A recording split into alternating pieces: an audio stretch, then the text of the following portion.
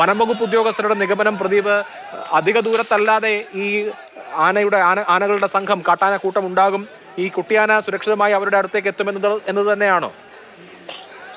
തീർച്ചയായും. കാരണം ഈ ആനക്കുട്ടി വീണ കിണർ സ്ഥിതി ചെയ്യുന്ന റബ്ബർ തോട്ടത്തിന് മുകൾ വശം മലയാറ്റൂർ വനമേഖലയിലെ ഭാഗമാണ്.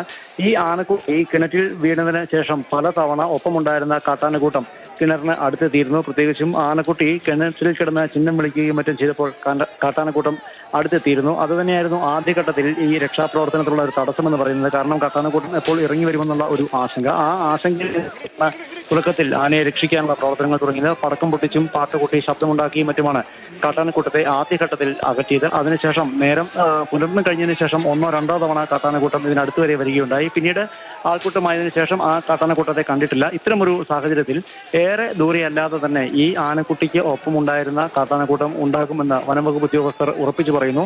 മുൻ അനുഭവങ്ങളിൽ നിന്നും അങ്ങനെയാണ് വ്യക്തമാകുന്നത്. നേരത്തെയും മറ്റ് പലയിടങ്ങളിലും ഇത്തരത്തിൽ കിണറ്റിൽ വീണ ആനക്കുട്ടികളെ രക്ഷപ്പെടുത്തുമ്പോൾ അവയെ വനമേഖലയിലേക്ക് തിരികെ അയക്കുകയാണ് ചെയ്യുന്നത്. അവയുടെ ആവാസ വ്യവസ്ഥയിലേക്ക് തിരികെ ചെല്ലുന്നത് തന്നെ ഏറെ ആരോഗ്യകരമാണെന്നും ഈ ജീവികളെ സംബന്ധിച്ചിടത്തോളം പഴയ അതേ അവസ്ഥയിലേക്ക് തിരിച്ചു വരാൻ അത് ഉപകരിക്കുമെന്നുള്ള കാര്യമാണ് ഉദ്യോഗസ്ഥർ പങ്കുവയ്ക്കുന്നത്. അതുകൊണ്ട് തന്നെയാണ് ഇവിടെയും ആനക്കുട്ടിയെ കാട്ടിലേക്ക് തന്നെ പറഞ്ഞയച്ചത്. മറ്റ് ഒരു തരത്തിലും അതിന് ഏതെങ്കിലും തരത്തിൽ കൂട്ടിലാക്കുന്നതിനോ അത്തരം ശ്രമങ്ങൾ ഒന്നും തന്നെ ഉണ്ടായിരുന്നില്ല. ആരോഗ്യപരമായ പ്രശ്നങ്ങൾ അതിഗുരുതരമായത് എന്തെങ്കിലും കാണുകയാണെങ്കിൽ മാത്രം വൈദ്യ ശുശ്രൂഷയിലേക്ക് പോവുക, അതല്ലെങ്കിൽ തുറന്നു വിടുക, അതിനെ വനമേഖലയിലേക്ക് തന്നെ അയക്കുക എന്നുള്ളതായിരുന്നു തീരുമാനം.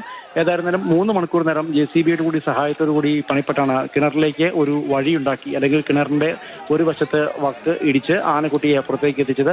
കയറി പോരാൻ പാകമായ വിധത്തിൽ വഴി ഇടിച്ചപ്പോൾ തന്നെ ആനക്കുട്ടി ചിഹ്നം വിളിച്ചുകൊണ്ട് പുറത്തേക്ക് ഓടുന്നതാണ് കാണാമായിരുന്നത്. നേരത്തെ ഞാൻ പറഞ്ഞതുപോലെ ഏതാണ്ട് കുറച്ചു ദൂരം ഈ റബ്ബർ പ്ലാന്റേഷനിൽ കൂടി ഓടിയതിന് ശേഷം, റബ്ബർ തോട്ടത്തിൽ കൂടി ഓടിയതിനു ശേഷം ആളുകൾക്ക് നേർക്ക് തിരിഞ്ഞു നിൽക്കുന്ന കാഴ്ചയും ഒന്നോ രണ്ടോ തവണയോ കാണാൻ കഴിഞ്ഞിരുന്നു. എന്തായിരുന്നാലും വനം വകുപ്പ് ഉദ്യോഗസ്ഥർ ഉൾപ്പെടെ അവയ്ക്ക് പിന്നാലെ ഓടുകയും പടക്കം പൊട്ടിക്കുകയും ഒക്കെ ചെയ്തു. സാധാരണഗതിയിൽ ഇത് തന്നെയാണ് ചെയ്യുന്നത്. അങ്ങനെ ഇതിന്റെ കൂടി ശബ്ദം വന്നതോടെ ആന വനമേഖലയിലേക്ക് കയറി പോവുകയായിരുന്നു. വൈകാതെ തന്നെ കാട്ടാനക്കൂട്ടത്തിന് ഒപ്പം എത്തുമെന്ന് ഉദ്യോഗസ്ഥർ പറയുന്നു. അതേസമയം ഈ ആന ഓടിയതിന് പിന്നാലെ ആ വഴിയിലൂടെ വനംവകുപ്പ് ഉദ്യോഗസ്ഥരും നീങ്ങിയിട്ടുണ്ട്. കാട്ടാനക്കൂട്ടത്തിനൊപ്പം ഈ കുട്ടിയാനയും ചേരുന്നു എന്ന് ഉറപ്പുവരുത്തുന്നതിന് വേണ്ടിയാണ് ഇത്. മാത്രവുമല്ല പാതി വഴിയെത്തി വീണ്ടും ഒറ്റയ്ക്ക് തിരിച്ചു വരുന്നില്ല എന്നും ഉറപ്പാക്കേണ്ടതുണ്ട്. അതുകൊണ്ട് തന്നെ വനംവകുപ്പ് ഉദ്യോഗസ്ഥരും വന അതിർത്തി വരെ ഈ ആനയ്ക്ക് പിന്നാലെ പോവുകയും ചെയ്യുന്നുണ്ട്. എന്തായാലും കുട്ടിയാന സുരക്ഷിതമായി കിണറ്റിൽ നിന്ന് കയറിയിരിക്കുന്നു.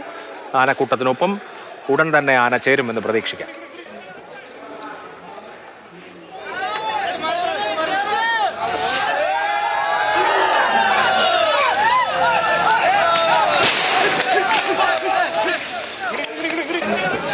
ആന കരയ്ക്ക് കയറുമ്പോഴുള്ള ദൃശ്യങ്ങളാണിപ്പോൾ കണ്ടുകൊണ്ടിരിക്കുന്നത്. JCB ഉപയോഗിച്ച് കിണറ്റിന് ചുറ്റുമുള്ള മണ്ണ് നീക്കി ആനയ്ക്ക് വഴി ഒരുക്കി കൊടുക്കുകയായിരുന്നു. ആ വഴിയിലൂടെ ആന കയറി വന്നു.